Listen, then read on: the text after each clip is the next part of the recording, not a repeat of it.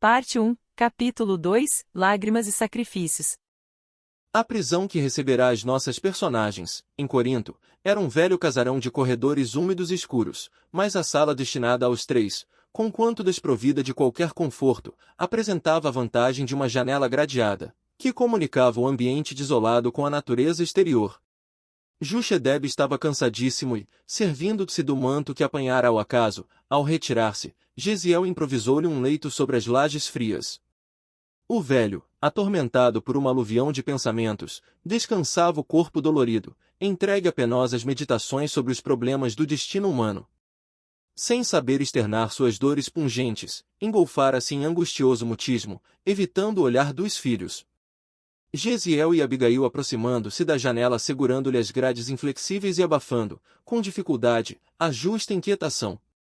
Ambos olharam, instintivamente, o firmamento, cuja imensidade sempre resumiu a fonte das mais ternas esperanças para os que choram e sofrem na terra. O jovem abraçou a irmã, com imensa ternura, e disse comovido: Abigail, lembras-te da nossa leitura de ontem? Sim, respondeu ela com a ingênua serenidade dos seus olhos negros e profundos, tenho agora a impressão de que os escritos nos davam uma grande mensagem, pois nosso ponto de estudo foi justamente aquele em que Moisés contemplava, de longe, a terra da promissão sem poder alcançá-la. O rapaz sorriu satisfeito por sentir-se identificado nos seus pensamentos e confirmou: Vejo que estamos de perfeito acordo, o céu, esta noite, oferece-nos a perspectiva de uma pátria luminosa e distante. Lá, continuava apontando o zimbório estrelado, organiza Deus os triunfos da verdadeira justiça, dá paz aos tristes, conforto aos desalentados da sorte. Certamente, nossa mãe está com Deus, esperando por nós. Abigail mostrou-se muito impressionada com as palavras do irmão e acentuou: Estás triste? Ficaste agastado com o proceder de nosso pai? De modo algum, atalhou o moço afagando-lhe os cabelos, estamos em experiências que devem ter a melhor finalidade para nossa redenção, porque, de outro modo, Deus não nolas mandaria. Não nos aborreçamos com o pai, tornou a jovem, estive pensando que, se a mamãe estivesse conosco, ele não chegaria a reclamações de tão tristes consequências. Nós não temos aquele poder de persuasão com que ela, carinhosa sempre, iluminava a nossa casa. Lembras-te? Sempre nos ensinou que os filhos de Deus devem estar prontos para a execução das divinas vontades. Os profetas, por sua vez, nos esclarecem que os homens são varas no campo da criação. O Todo-Poderoso é o lavrador e nós devemos ser os galhos floridos ou frutíferos, na sua obra. A palavra de Deus nos ensina a ser bons e amáveis. O bem deve ser a flor e o fruto, que o céu nos pede. Nessa altura, a bela jovem fez uma pausa significativa. Seus grandes olhos estavam velados por um tênue véu de pranto, que não chegava a cair. Entretanto, continuou ela, emocionando o irmão carinhoso, sempre desejei fazer algum bem, sem jamais o conseguir. Quando nossa vizinha enviuvou, quis auxiliá-la com dinheiro, mas não o possuía, sempre que me surge uma oportunidade de abrir as mãos, tenho-as pobres e vazias. Então, agora, penso que foi útil a nossa prisão. Não será uma felicidade, neste mundo, podermos sofrer alguma coisa por amor de Deus? Quem nada tem, ainda possui o coração para dar. E estou convicta de que o céu nos abençoará pela nossa resolução em servi-lo com alegria. O rapaz aconchegou-a ao peito e exclamou: Deus te abençoe pelo entendimento das suas leis, irmãzinha. Longa pausa estabelecera-se entre ambos, enquanto mergulhavam no infinito da noite claros olhos ternos e ansiosos. Em dado instante, voltou a jovem a considerar: Por que será que os filhos de nossa raça são perseguidos em toda parte, provando injustiça e sofrimentos? Suponho, respondeu o moço, que Deus o permite a exemplo do pai amoroso que, para educar os filhos mais jovens e ignorantes, toma por base os filhos mais experientes. Enquanto os outros povos amortecem forças na dominação pela espada, ou nos prazeres condenáveis, nosso testemunho ao Altíssimo, pelas dores e amarguras, multiplica em nosso espírito a capacidade de resistência, ao mesmo tempo que os outros homens aprendem a considerar, com o nosso esforço, as verdades religiosas. E, fixando o olhar sereno no firmamento, acrescentou: Mas eu creio no Messias Redentor, que virá esclarecer todas as coisas. Os profetas nos afirmam que os homens não o compreenderão, entretanto, ele há de vir ensinando o amor, a caridade, a justiça e o perdão. Nascerá entre os humildes, exemplificará entre os pobres, iluminará o povo de Israel, levantará os tristes e oprimidos, tomará, com amor, todos os que padecem no abandono do coração. Quem sabe, Abigail, estará ele no mundo, sem o sabermos. Deus opera em silêncio e não concorre com as vaidades da criatura. Temos fé e a nossa confiança no céu é uma fonte de força inesgotável. Os filhos da nossa raça muito têm padecido, mas Deus saberá por quê, e não nos enviaria problemas de que não necessitássemos. A jovem pareceu meditar longamente e obtemperou, depois de alguns instantes. E já que falamos em sofrimentos, como deveremos esperar o dia de amanhã? Prevejo grandes contrariedades no interrogatório e, afinal, que farão os juízes de nosso pai e de nós próprios? Não deveremos aguardar senão desgostos e decepções, mas não esqueçamos a oportunidade de obedecer a Deus, quando experimentou a ironia de sua mulher. Nas desditas extremas, Job teve a boa lembrança de que, se o Criador nos dá os bens para nossa alegria, pode enviar-nos igualmente os dissabores para nosso proveito. Se o papai for acusado, direi que fui eu o autor do delito. E se te flagelarem por isso? Perguntou ela de olhos ansiosos. Entregar-me-ei ao flagício com a paz da consciência, se estiveres junto de mim, nesse instante, cantarás comigo a prece dos que se encontram em aflição. E se te matarem, Jesiel? Pediremos a Deus que nos proteja. Abigail abraçou mais ternamente o irmão, que, por sua vez, dissimulava a custo a emoção que lhe ia na alma. A irmã querida constituíra sempre o tesouro afetivo de toda a sua vida. Desde que a morte lhes arrebatara a genitora, dedicara-se à irmã, com todas as veras do coração. Sua vida pura dividia-se entre o trabalho e a obediência ao pai, entre o estudo da lei e a afeição meiga companheira da infância. Abigail contemplava-o, ternamente, enquanto ele a abraçava com o enlevo da amizade pura, que reúne duas almas afins. Depois de meditar longos minutos, Jesiel falou comovido: se eu morrer, Abigail, hás de prometer-me seguir à risca aqueles conselhos da mamãe, para que tivéssemos a vida sem mácula, neste mundo. Lembrar-te-ás de Deus e da nossa vida de trabalho santificador, e nunca ouvirás a voz das tentações que arrastam as criaturas à queda nos abismos do caminho. Recordas-te das últimas observações da mamãe no leito da morte? Se recordo, respondeu Abigail com uma lágrima. Tenho a impressão de ouvir ainda as suas últimas palavras, e vocês, meus filhos, amarão a Deus acima de tudo, de todo o coração e de todo o entendimento. Jesiel sentiu os olhos úmidos, com aquelas recordações, e murmurou: feliz de ti que não esqueceste. E como quem desejava mudar o rumo da conversa, acrescentou sensibilizado: agora precisas descansar.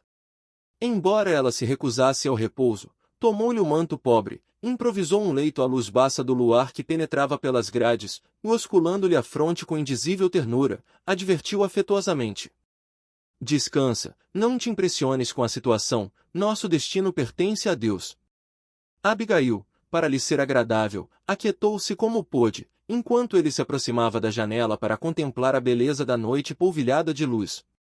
Seu coração moço atufava-se de angustiosas cogitações.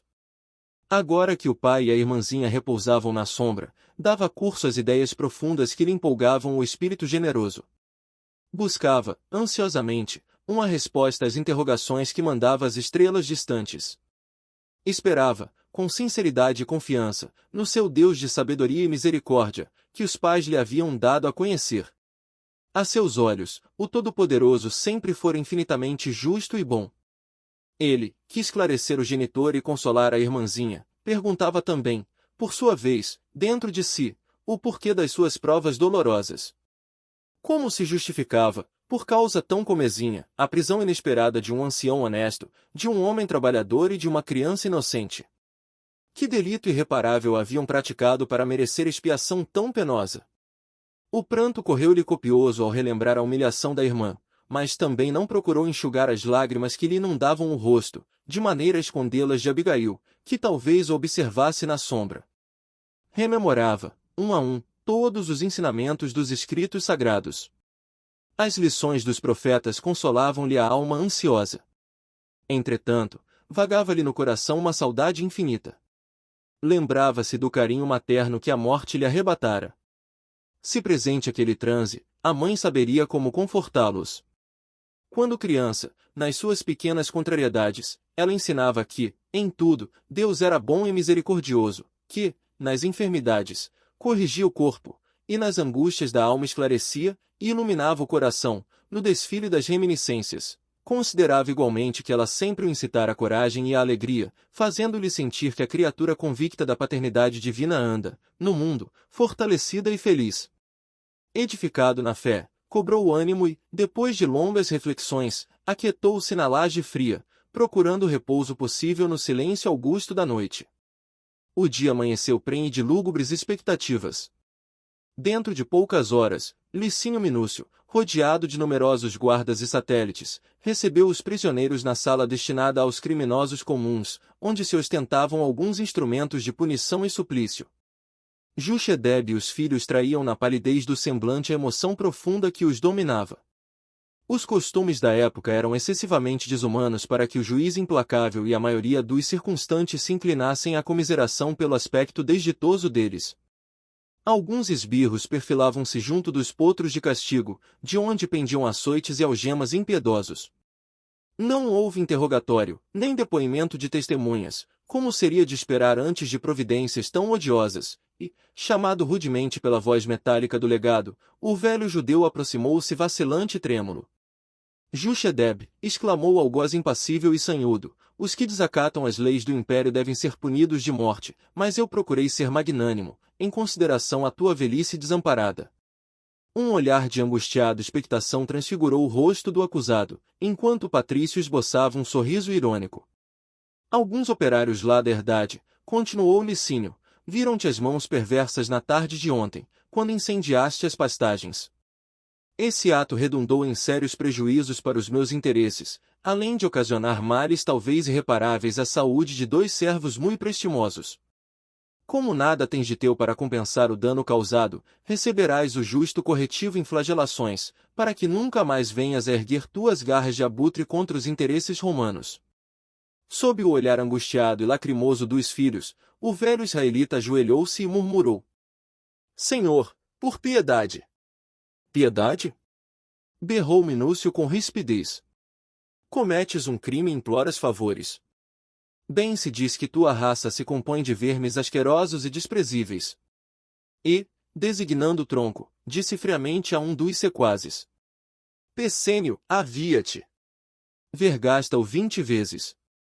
Ante a muda aflição dos jovens, o respeitável ancião foi solidamente algemado.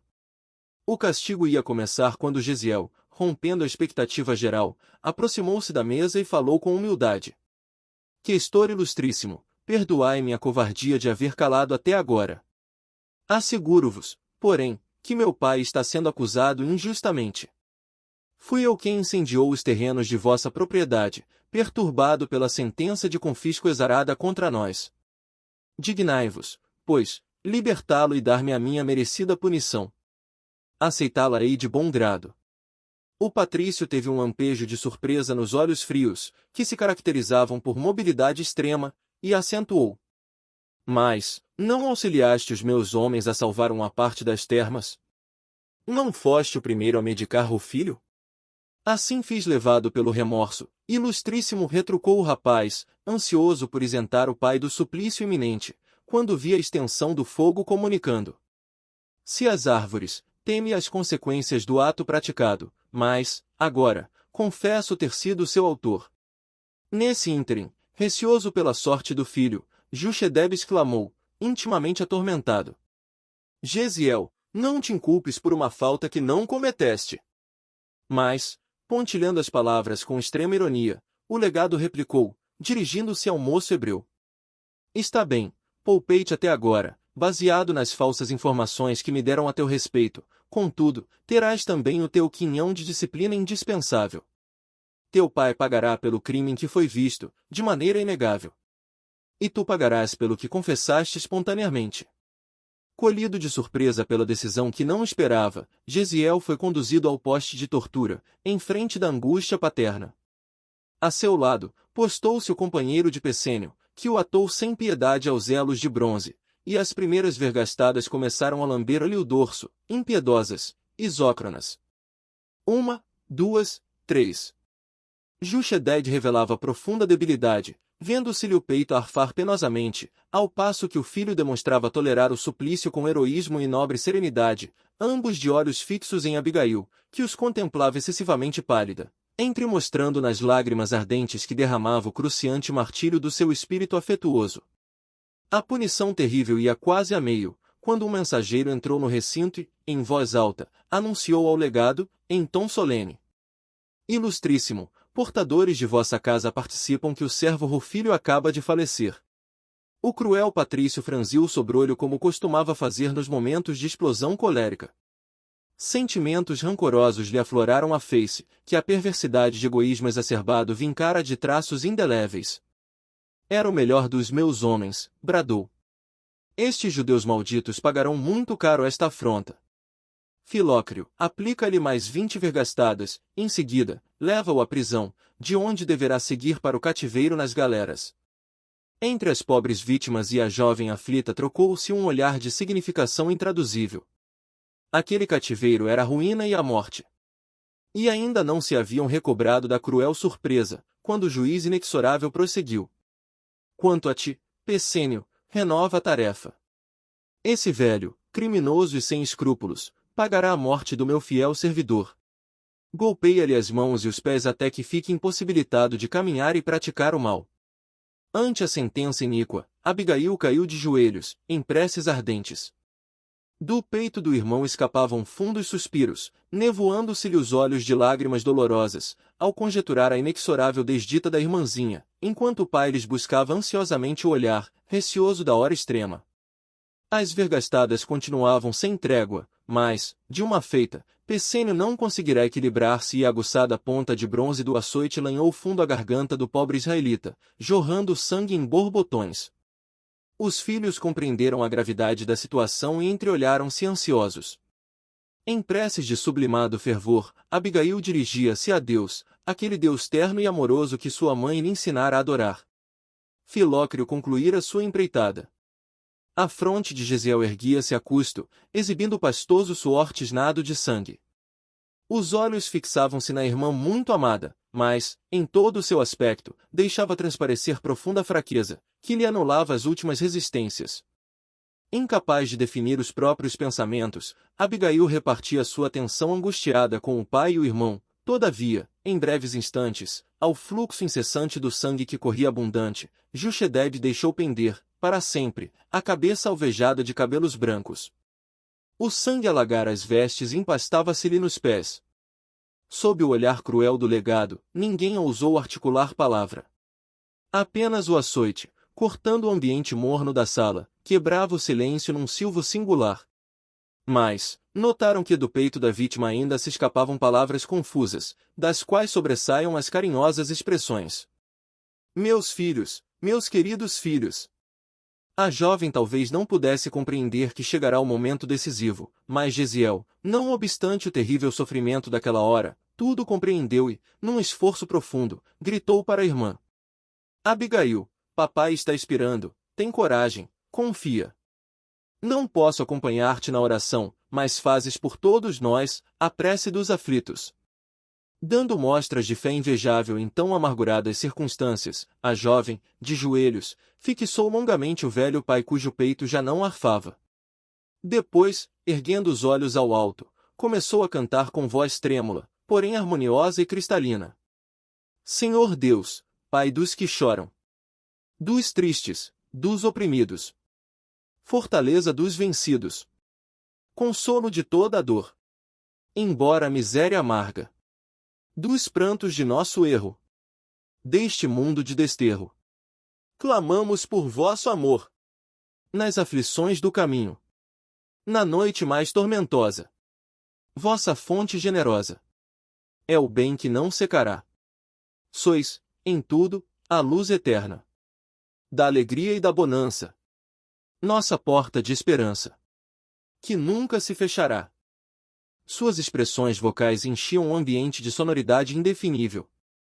O canto semelhava-se mais a um gorjeio de dor de um rouxinol que cantasse, ferido, numa alvorada de primavera. Tão grande, tão sincera CLH e revelava a fé no Todo-Poderoso, que sua atitude geral era a de uma filha carinhosa e obediente, comunicando-se com o pai silencioso e invisível.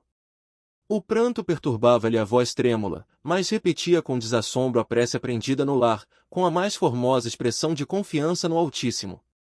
Penosa emoção apossara-se de todos. Que fazer com uma criança cantando o suplício dos seus entes amados e a crueldade dos seus verdugos? Soldados e guardas presentes mal dissimulavam a emoção. O próprio questor parecia imobilizado, como que submetido a enfadonho mal-estar.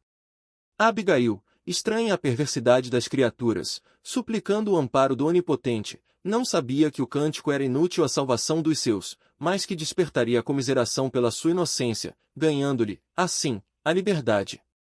Recobrando alento e percebendo que a cena ferira a sensibilidade geral, Licínio esforçou-se por não perder a dureza de espírito e recomendou a um dos velhos servidores, em tom imperioso: Justino, leva esta mulher para a rua e solta-a, mas que não cante mais, nem mesmo uma nota. Diante da ordem retumbante, Abigail não terminou a oração, emudecendo instantaneamente, como se obedecesse a estranho estacato. Lançou ao cadáver ensanguentado do pai um olhar inesquecível e, logo contemplando o irmão ferido e algemado, com quem trocava as mais íntimas impressões na linguagem dos olhos doridos e ansiosos, sentiu-se tocada pela mão calosa de um velho soldado que lhe dizia em voz quase áspera: Acompanha-me. Ela estremeceu, todavia, endereçando a Gesiel o derradeiro e significativo olhar, seguiu o preposto de Minúcio, sem resistência.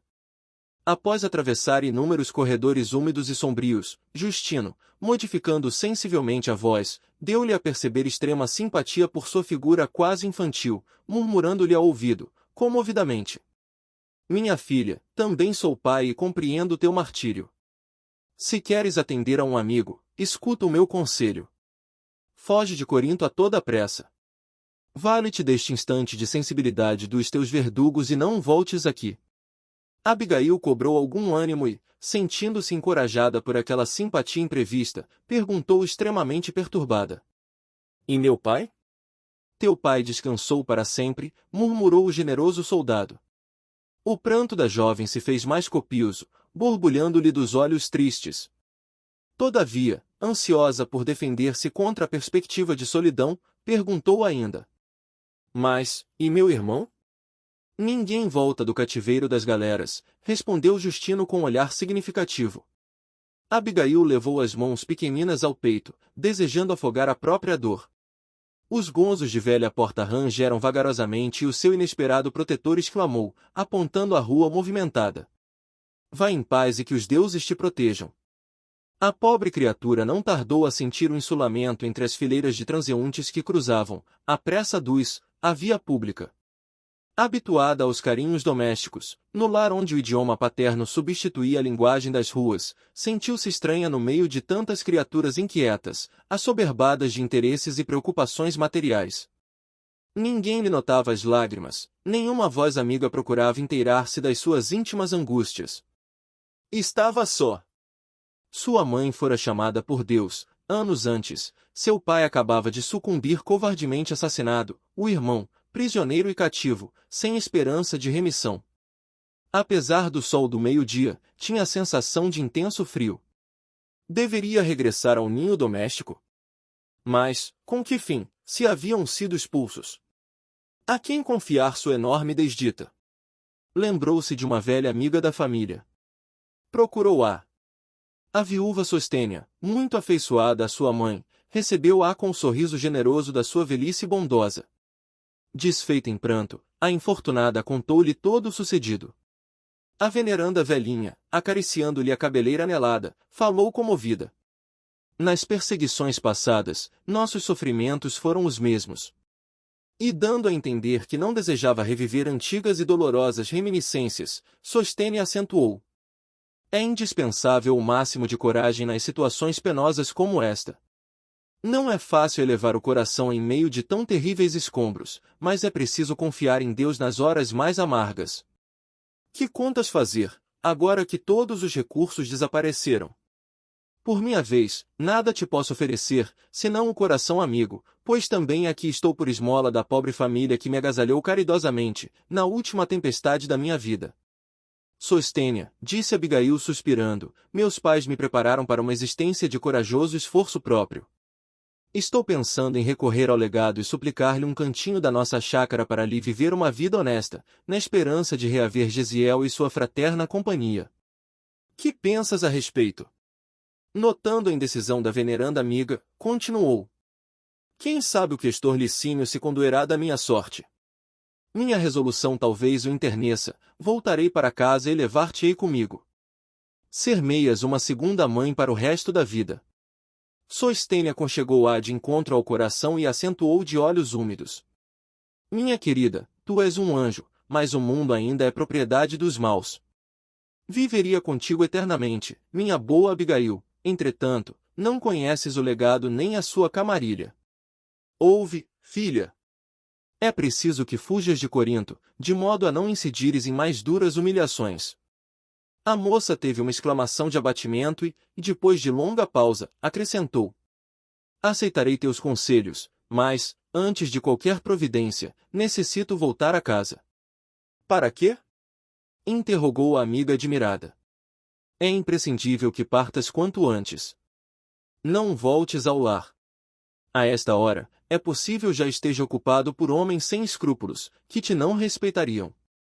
Convém-te uma atitude de sincera fortaleza moral, pois vivemos uma época em que necessitamos fugir da perdição, como Lote e seus familiares, correndo o risco de sermos transformados em estátua inútil, se olharmos para trás.